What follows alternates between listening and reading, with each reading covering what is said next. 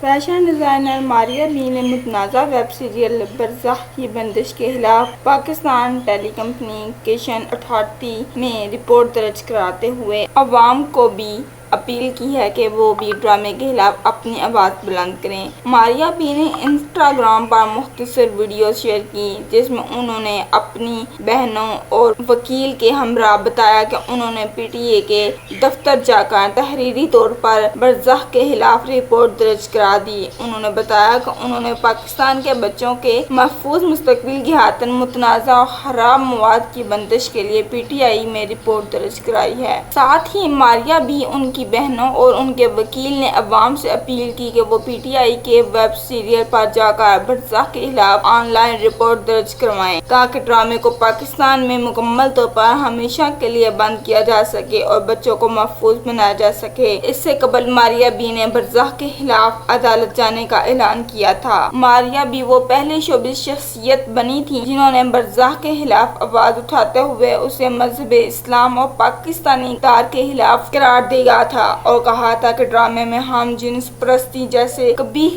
فعل کو معمول کے طور پر دکھانے کی کوشش کی گئی۔ ماریہ کی طرح دیگر متعدد افراد بھی برزخ کے خلاف احتجاج کرتے دکھائی دے رہے ہیں، جبکہ ویب سیریل کو بنانے والی بھارتی ویب سائٹ نے پاکستان سے یوٹیوب سے ہٹانے کا اعلان بھی کر رکھا ہے۔